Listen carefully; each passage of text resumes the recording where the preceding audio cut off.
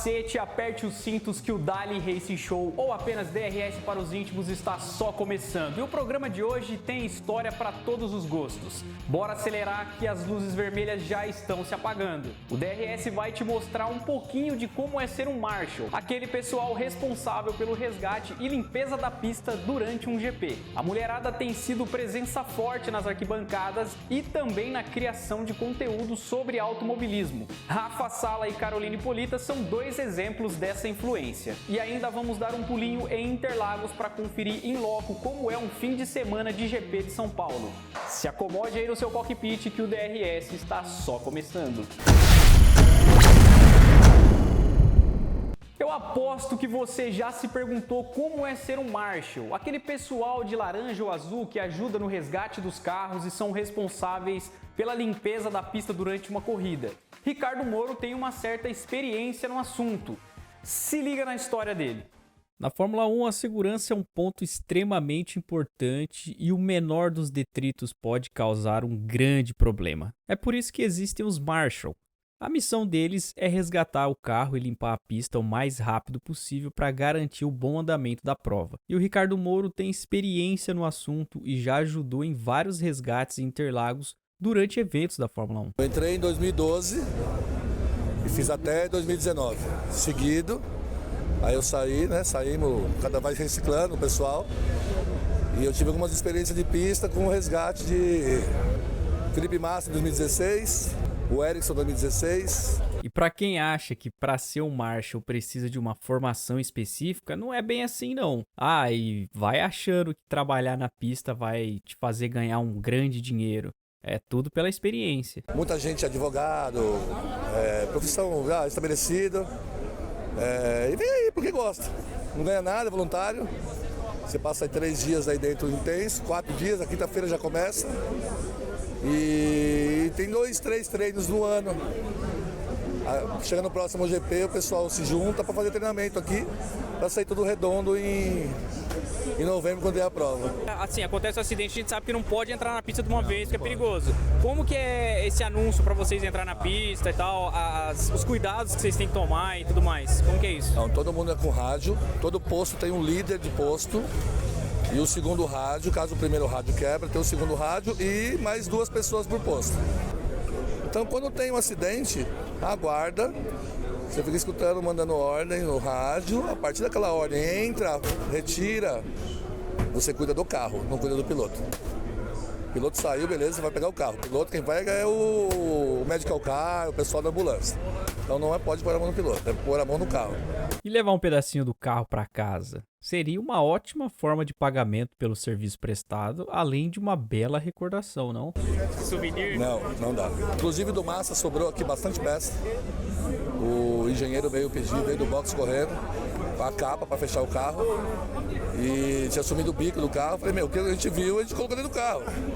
Enrolando no inglês com o cara entendeu e foi embora, levou o carro no guincho e embora. Mas depois o pessoal que invadiu a pista, né, quando entra lá, pegou um pedaço, não sei se é pedacinho de carro, deve ser pequenininho, meio pedaço do carro. Mas a gente em si mesmo não.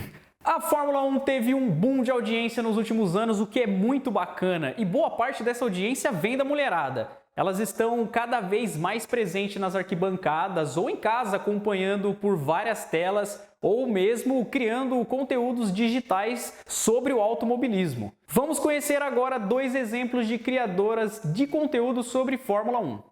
Não é segredo para ninguém que a Fórmula 1 é um esporte majoritariamente masculino em sua composição. Em 73 anos, a categoria teve apenas 5 pilotas, mas apenas 2 conseguiram correr de fato. Felizmente, as coisas têm mudado. As pistas ainda são dominadas por homens, mas já temos mulheres ocupando espaços importantes no paddock. Hannah Schmitz é um grande exemplo. A estrategista da Red Bull contribuiu diretamente nas 17 vitórias da equipe em 22 GPs na temporada 2022, onde se sagrou campeã de construtores. Um levantamento feito pela própria Fórmula 1 em parceria com a Motorsports em 2021 registrou um crescimento de 83% do público feminino.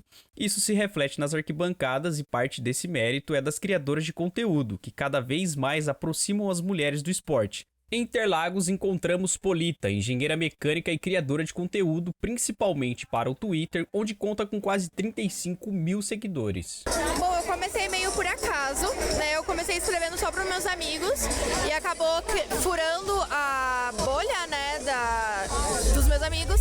Então eu comecei a criar um pouco mais profissionalmente, comecei a estudar mais, a começar a ler e eu percebi que eu comecei a escrever num nicho onde pouca pessoa escrevia, que era tentar escrever a parte técnica de uma maneira mais fácil. Então foi aí que eu vi uma oportunidade e eu aprendi que eu gosto disso e estamos aí até hoje.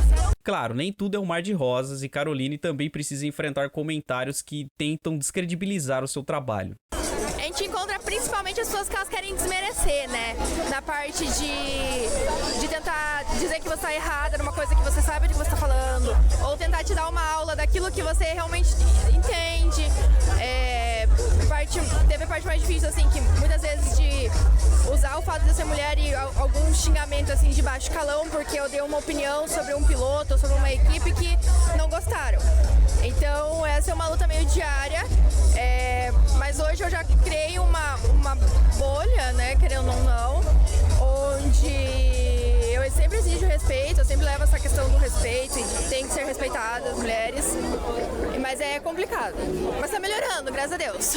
De São Paulo, vamos para Cambé, no norte do Paraná, conhecer outra apaixonada por automobilismo. A Fórmula 1 continua fora de Interlagos e Rafa Sala, a mulher que ousou pedir autógrafo para Christian Horner, chefe de equipe da Red Bull, vestida de Ferrari, também cria conteúdo para a internet. Pois é, Rafa conseguiu realizar o sonho da maioria dos fãs de Fórmula 1. Ela conheceu o paddock em Interlagos, falou com pilotos, chefes de equipe e, claro, criou conteúdo. Eu tava com camiseta da Ferrari, boné da Ferrari, porque era domingo. Domingo eu falo, domingo é o dia de eu usar coisas da Ferrari. E daí eu tava com a camiseta da minha amiga, eu tinha até um boné da Red Bull, só que na hora eu não consegui pegar. Aí eu vi alguém pedindo autógrafo pra ele, falei, vou pedir também, né? Não vou perder tempo. Peguei e fui. Ele olhou assim, você vai pedir vestida nisso? Só que tipo, foi um tom de brincadeira, não foi arrogante nem nada. A partir de 2018, a médica veterinária passou a acompanhar as corridas com mais atenção e foi durante a pandemia que surgiram os vídeos. Então, foi muito assim, porque eu via muita gente perguntando, nossa, mas como que funciona isso? Coisa que era relativamente básica sobre o esporte, eu sabia, não que eu sei tudo, não, jamais. E daí eu falei, talvez eu possa ajudar. Ainda mais meninas que apareciam perguntando, que muitas se sentiam inseguras de perguntar para outras pessoas, por medo de julgamento. Aí eu falei, vou fazendo. Aí eu pesquisava mais para falar tudo certo, não falar nenhuma bobagem. Acontece às vezes, mas... E daí foi a partir desse momento. Eu falei, vou tentar fazer para ajudar o pessoal, para trazer mais gente. E foi indo. Cada vídeo que eu postava, o pessoal perguntava uma coisa diferente, ou que se interessava por outras coisas. Incentivava eu a continuar também. Com quase 21 mil seguidores no TikTok, sempre aparecem homens tentando desqualificar o trabalho dela como criadora de conteúdo. Praticamente todos os vídeos têm algum. Bem que o fulano de tal disse que mulher só acompanha por causa do piloto. Desse tipo de coisa. Não sabe de nada. Ou uma coisa que eu posto, eu falo uma coisa errada, já critica, sabe, uma coisinha assim. Aí eles já criticam, caem em cima.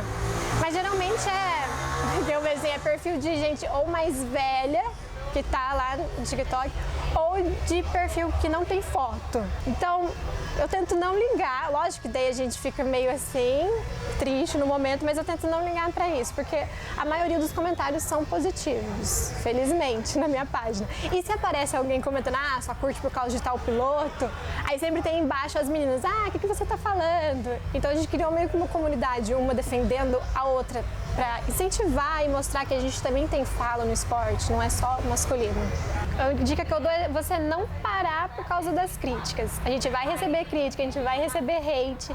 Na internet o pessoal acha que é terra de ninguém, só que você não deixe se abalar por isso. Mas não desistir e procurar realmente o apoio de outras criadoras de conteúdo, assim, pedir ajuda, pedir dicas e tudo mais. Realmente é a mulher que puxa a mulher. As meninas são feras mesmo na criação de conteúdo. Obrigado, Rafa. Obrigado, Caroline, por receberem nossa reportagem. E no próximo bloco temos duas histórias emocionantes. O amor por um campeão que transpassou gerações e um pai que influenciou os filhos e agora é influenciado por eles. E ainda nessa edição tem uma reportagem especial em Interlagos mostrando tudo o que rola num fim de semana de corrida. Daqui a pouquinho. 1996 foi o ano do caos no GP de Mônaco. A pista, que por si só é muito complicada, com a chuva ficou pior ainda. Dos 22 carros que largaram naquele dia, 3 terminaram a prova. O restante abandonou, ou por problemas mecânicos ou por acidentes causados pela pista molhada. A prova foi vencida pelo Oliver Panis, seguido de David Coulthard e em segundo o Johnny Herbert.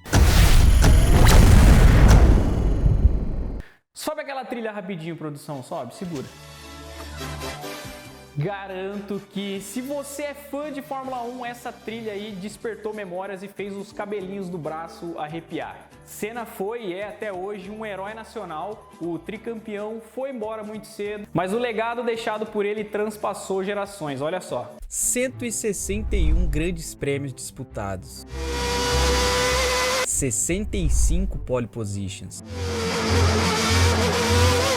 41 vitórias na carreira. 3 vezes campeão do mundo e para sempre um herói brasileiro. Mais que um piloto, um exemplo de excelência. Quem pôde ver Senna de perto se orgulha do feito. Mauro César Leite, de 64 anos, teve o privilégio de ver em loco a primeira vitória de Ayrton Senna em solo brasileiro. Eu tive o prazer, em 91, de ver o Senna ganhar a primeira vez dele aqui em Interlagos, embaixo de chuva, com uma marcha só no carro. Eu estava na arquibancada na frente do Senna, onde ele passava nas últimas voltas com aceleração muito alta, e a gente que conhecia um pouquinho de outros tempos de ter vindo, estranhava o ronco do motor estar muito alto para uma curva de baixo. Ninguém entendia o que estava acontecendo, muito menos imaginava que Senna estava com problemas nas marchas do carro. Mas só um gênio como ele poderia administrar a situação e se manter vivo na corrida. Só depois da corrida que a gente veio entender que ele só estava com a 5ª marcha, por isso ele mantinha a rotação alta para a curva de baixo o carro não morrer. E o Patrese, que vinha atrás dele, não sabia que ele estava só com a 5ª marcha e por causa disso não agredia, que ele poderia ter passado. Aí, como ele estava com uma marcha só, muito trabalho de braço, ele terminou a corrida na reta oposta. Ele parou o carro, a turma saiu, invadiu a pista, carregou ele no colo e ele saiu com cãibra e quase não conseguia levantar o troféu. Se você acha que a paixão pelo ídolo brasileiro Ayrton Senna vem apenas de uma geração, você está muito enganado, porque esse amor pelo nosso herói passa de geração em geração. Leonardo tem 19 anos e não viveu a era Senna. Nasceu 9 anos depois da morte do piloto. Mas o legado, a admiração e as histórias foram passadas adiante até chegar no jovem que se encantou com o tricampeão. Bom, desde pequeno, minha família já veio nessa parte do automobilismo, então sempre fui incentivado a ver carro, então sim, Senna sempre foi meu ídolo e eu sempre vi o Senna correr na TV. As pessoas falam, esse cara, eu vi ele na pista, meus tios sempre vieram em Interlagos, eles estavam aqui quando o Senna não conseguia levantar o troféu, assim, e eles contam isso, eu fico emocionado de ver, e eu queria muito estar aqui quando ele estava vivo, mas infelizmente eu demorei para nascer. Mas assim, desde criança eu vim criando esse gosto por carro e automobilismo e Senna, claro, não pode faltar.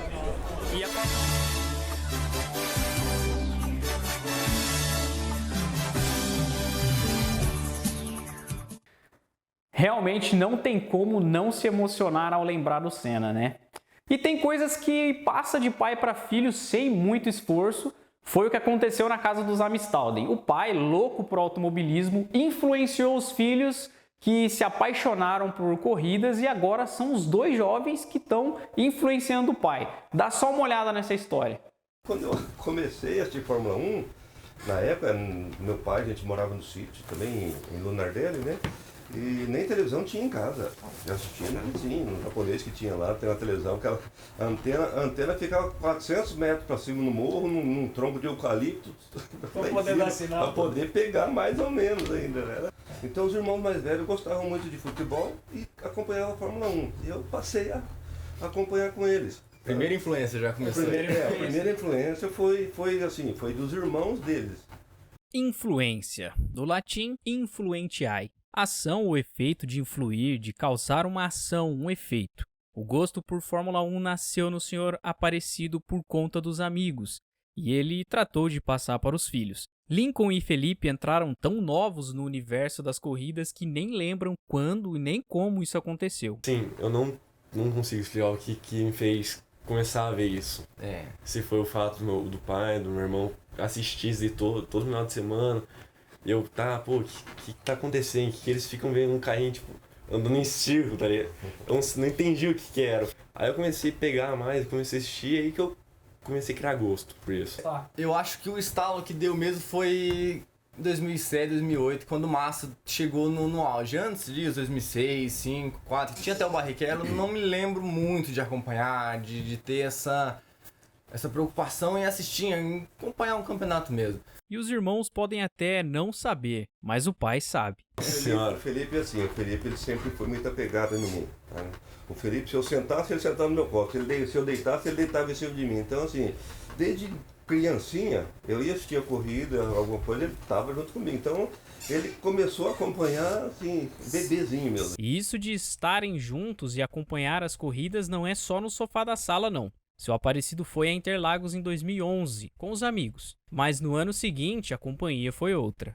Aí eu gostei tanto, daí no ano seguinte, 2012, aí eu já providenciei logo no começo do ano, já um novo pacote, daí já para levar o Lincoln junto. Foi a vez que ele foi em 2012. Como é que foi pra você? Cara, marcando dia por dia, assim, ó, até chegar, contando os dias. Contar os dias valeu a pena. Lincoln aproveitou e muito o momento ao lado do pai. E, cara, o coração batendo forte, a mão filmando assim, tremendo. Cara, é indescritível. É uma sensação única. Na casa dos Amistalden é tradição acompanhar e assistir as corridas de Fórmula 1 aos domingos. E é claro que isso gera muita rivalidade entre os irmãos. A temporada 2021, marcada pela briga entre Max Verstappen e Lewis Hamilton, fez Felipe, torcedor da Ferrari, mudar sua torcida só para provocar o irmão. Mas a briga não durou muito. Deu briga, né? O Verstappen tá pau a pau correndo ali, falei, vou torcer pro Verstappen. Então essa rivalidade aí rola, né? Você. Opa! Como que é? Até hoje, ó. A hora que o Verstappen para no box, cai lá pro oitavo, ele vai passando o Hamilton e ele começa a brigar. Que é a hora que dá pra gente brigar, é nessa hora agora, né? Porque dá o Verstappen na frente e o Hamilton pra trás, então não é briga. Aí despontou ali e acabou. Paz, amor. No final é tudo alegria e união, mas as coisas mudam. E o influente acabou se tornando o influenciado. E hoje eu posso falar pra vocês, hoje eu acompanho, hoje inverteu. A influência deles. Eles me influenciam a acompanhar a corrida. Muitas coisas eu fico sabendo através deles, que ficam ali no WhatsApp, no Instagram, olha, aconteceu isso, aconteceu aquilo, o piloto quebrou, e eu acabo me interessando muito mais por influência deles mesmo, porque eu... Calma lá, que eu já ia me esquecendo. Percebeu que quando o Lincoln falava sobre a sua ida a Interlagos, Felipe ficou só observando? Eu ainda perguntei pra ele, e o irmão mais velho ainda brincou com a situação. E você não foi, né? Cara, você vai ter que lutar esse privilégio ainda. Você vai ter que arrumar um emprego. Ralar pra conseguir. Olha, Felipe, eu acho que você não vai precisar ralar tanto assim. Até porque seu pai já garantiu seu ingresso pro GP deste ano. Agora é só arrumar as malas e aproveitar a viagem. Que presentão do Felipe, hein? Você viu o brilho nos olhos deles falando de Interlagos, né?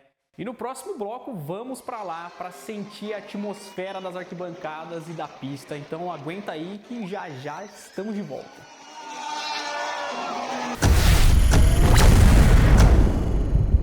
No GP da Itália de 1971, aconteceu um recorde que se mantém até hoje. Nele, aconteceu a chegada mais apertada de toda a história da categoria. O britânico Peter Getter cruzou a linha de chegada 1/100º de segundo à frente de Ronnie Peterson. Em 2002, Barrichello e Schumacher quase bateram a marca no GP dos Estados Unidos, mas a diferença entre eles foi 1 milésimo de segundo maior que o recorde. E você, fã da Fórmula 1, você sabe quantos pilotos brasileiros já tivemos no grid da Fórmula 1 e você sabe quem são ou quem foram esses pilotos? Não sabe?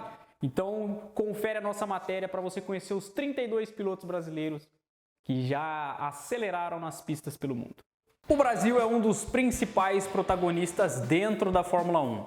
Tudo bem que estamos sem muitos representantes há um bom tempo, mas o país já teve 32 pilotos durante a história da categoria. Alguns com múltiplas temporadas, outros apenas com uma corrida. São 101 vitórias e 8 títulos mundiais na conta do país. E tudo começou lá com a estreia de Francisco Chico Landi. Em 52 foi a vez de Gino Bianco. Entre 55 e 56, o franco-brasileiro Nano da Silva Ramos. Em 58, Fritz Dorey bateu ponto nos GPs, mas logo saiu fora. Mas só em 1970, 12 anos depois, que as coisas começaram a mudar para o Brasil e para os brasileiros. Um certo Emerson Fittipaldi fazia sua estreia no GP da Grã-Bretanha. Não demorou muito e em 1972 Emerson já cravava o seu nome na história como campeão mundial de Fórmula 1. Em 74 veio então o bicampeonato. Encerrou a carreira em 1980 pilotando o carro daquela que seria a única equipe brasileira da história, a Copersucar Fittipaldi. No ano em que Fittipaldi conquistava o seu primeiro título, outros 2 brasileiros também entraram no grid. José Carlos Passe, que dá nome ao circuito de Interlagos, esteve em 73 corridas e conquistou uma vitória e subiu ao pódio outras 6 vezes. E o Wilson Fittipaldi Jr., irmão do bicampeão. Em 1973, com a entrada de Luiz Pereira Bueno, era o grid mais brasileiro até então, com 4 representantes. Mas durou pouco, Bueno fez apenas uma única corrida naquele ano, aqui no Brasil. 3 anos depois, em 1976, mais 2 brasileiros apareciam para a Fórmula 1, Yango Hoffmann e Alex Dias Ribeiro. Nelson Piquet fez sua estreia em 1978 no GP da Alemanha e venceu pela primeira vez em 1980 no GP do Oeste dos Estados Unidos. 3 vezes campeão mundial, em 81, 83 e 87. Chico Serra e Raul Bozel se juntaram ao time em 81 e 82, respectivamente. Em 1984, a Fórmula 1 abria suas portas para uma lenda, um dos maiores pilotos da história. Ayrton Senna da Silva iniciava sua jornada em casa, no saudoso circuito de Jacarepaguá, no Rio de Janeiro. A primeira vitória veio no seu segundo ano, no GP de Portugal de 85. Senna largou 161 vezes, conquistou 41 vitórias, 80 pódios, 65 pole positions, 3 títulos mundiais, 88, 90 e 91. Além de ser o maior vencedor de Mônaco até hoje. Em 87 e 88, o carioca Roberto Moreno e o catarinense Maurício Gugelmini fizeram suas estreias. Em 1992, um velho sobrenome volta ao grid. Christian Fittipaldi, sobrinho do bicampeão, mas diferente do tio, fez uma passagem bem tímida pela categoria. No ano seguinte, chegou um menino nada tímido, Rubens Barrichello, um dos maiores e melhores pilotos que eu já pude ver pilotando. Rubinho é o brasileiro com mais corridas no currículo. Foram 322 largadas, 11 vitórias, 68 pódios e 14 pole positions. Talvez o grande azar da vida do Rubinho foi ser companheiro de equipe do Schumacher. Depois de Barrichello, em 1995 chegou Pedro Paulo Diniz. Em 96, Ricardo Rossetti e Tarso Marques. E em 99, Ricardo Zonda. Em 2000 foi a vez de Luciano Burti, Henrique Bernoldi em 2001, Felipe Massa entrou em 2002, mas no ano seguinte ficou de fora do grid. Mas em 2004 ele voltou à titularidade pela Sauber, depois passou pela Ferrari, onde correu por 8 temporadas e foi vice-campeão em 2008. Massa disputou 269 grandes prêmios, conquistou 11 vitórias, 41 pódios e 16 poles. 2003 trouxe Cristiano da Mata e Antônio Piazzoni. 2008, Nelson Piquet Jr. fez a sua estreia e em 2010 outro grande sobrenome voltava à Fórmula 1. Bruno Senna, sobrinho de Ayrton Senna, iniciava sua breve e discreta passagem pela categoria. Também em 2010, Luca de Grassi fez a sua estreia para apenas uma única temporada. 5 anos depois, Felipe Nasser entrava para a lista de pilotos brasileiros de Fórmula 1. O brasileiro mais recente do grid foi Pietro Fittipaldi. Atualmente piloto reserva da Haas, Pietro foi acionado nas últimas 2 corridas de 2020 para substituir o francês Romain Grosjean, que se envolveu num grave acidente durante o GP do Bahrein. E agora, quem assume o posto? Atualmente, o campeão de Fórmula 2, Felipe Drogovic, que recentemente assumiu a vaga de piloto de desenvolvimento e piloto reserva da Aston Martin, e Enzo Fittipaldi, atualmente na Fórmula 2 e membro da academia de pilotos da Red Bull. História nós temos e muito, mas logo logo continuaremos escrevendo novos capítulos, porque por enquanto estamos só tirando umas pequenas férias da maior categoria automobilística do mundo. Citamos aí na nossa lista Carlos Pace, e para quem não conhece, Carlos Pace dá o nome do Autódromo de Interlagos. E Interlagos é o templo do automobilismo brasileiro e tem grandes histórias na Fórmula 1. O GP de São Paulo é sempre um espetáculo, um dos melhores do calendário, todo ano guarda uma surpresa boa para o público. E nós fomos até lá acompanhar um fim de semana deste grande prêmio maravilhoso que foi o Grande Prêmio de São Paulo de 2022. Então vem com a gente. Finalmente chegamos no Grande Prêmio de São Paulo, mas para chegar até aqui as coisas não são tão simples, não são tão fáceis. Curtir o momento é bacana, mas tem todo um caminho, todo um trajeto, e agora a gente vai mostrar um pouquinho como que foi a caminhada até o Grande Prêmio de São Paulo de 2022.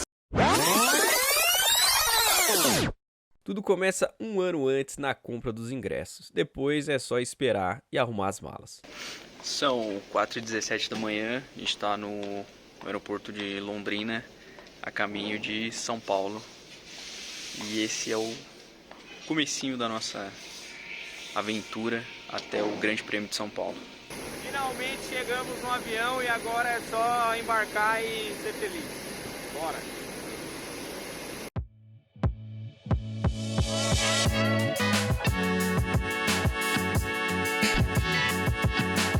São 6h30 da manhã e a gente já levantou para o Grande Prêmio, que começa só às 3 da tarde.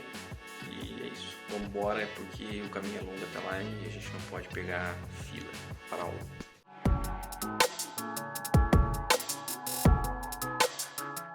Nem todo mundo consegue ingressos de primeira. Geralmente as vendas se encerram minutos após serem abertas. Mas a Lara, com muita sorte, conseguiu ingressos na semana de corrida, teve medo de não entrar, mas vale tudo para realizar um sonho de infância. Conseguir ingresso foi assim, um belo de um milagre de conseguir na semana que estava acontecendo, de uma garota que simplesmente não ia vir. Então na hora que eu consegui, eu só fiquei numa felicidade, ao mesmo tempo com medo, né, de não conseguir entrar. Então quando eu consegui entrar era aquela ansiedade tremedeira, mas estar aqui é a realização de um sonho de infância.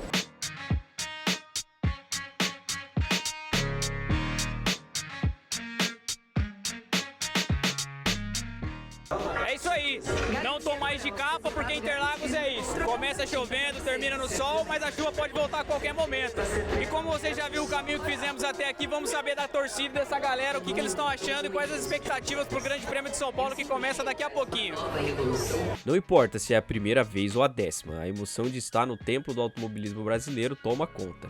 Desde 1994, o Denis esteve presente em Interlagos para todos os GPs. Mas é sempre uma emoção diferente, a corrida aqui é muito boa, já fiquei em vários setores, mas para mim aqui é o melhor e vou continuar vindo, se Deus quiser. Ah, e se engana quem diz que Fórmula 1 é coisa de gente grande. O Danilo, torcedor ferrenho da Ferrari de Charles Leclerc, falou do que mais gostou e revelou que ninguém influenciou na paixão por corridas. Os carros correndo dessa velocidade tão de pertinho. Ninguém me ensinou a gostar de Fórmula 1. Eu gostei quando eu achei legal. E o velho ditado, a primeira vez a gente nunca esquece, jamais fez tanto sentido. A ansiedade de ver os carros na pista, a energia da galera toma conta de quem está presente. E o que você, como primeira vez, o que você tá achando do... É sensacional essa atmosfera do GP, tudo que... Porque a gente só sente na TV uma coisa, né? Mas ouvir o barulho dos carros pela primeira vez foi sensacional.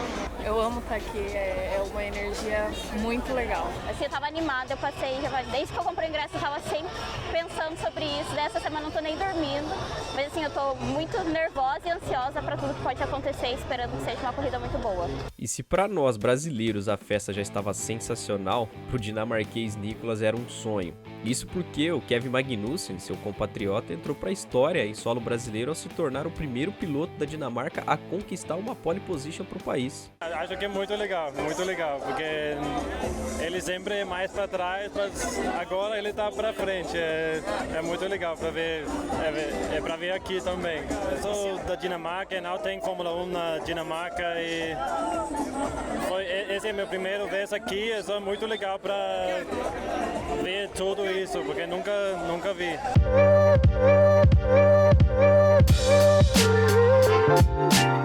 Talvez um dos momentos mais esperados pelo público é o fim da corrida. Para poder invadir a pista, sentir o asfalto e estar o mais próximo possível da festa.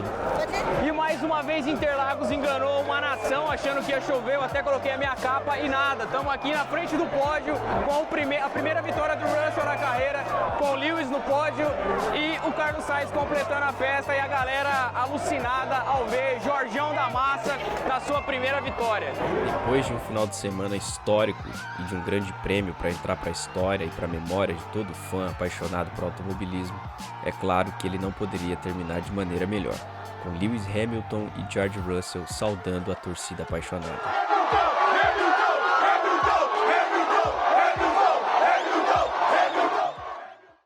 Chega a arrepiar só de ver essa matéria aí. Ô, saudade de Interlagos. E o DRS de hoje fica por aqui. Obrigado pela sua companhia, pela sua audiência e nos vemos no nosso próximo programa. Até lá!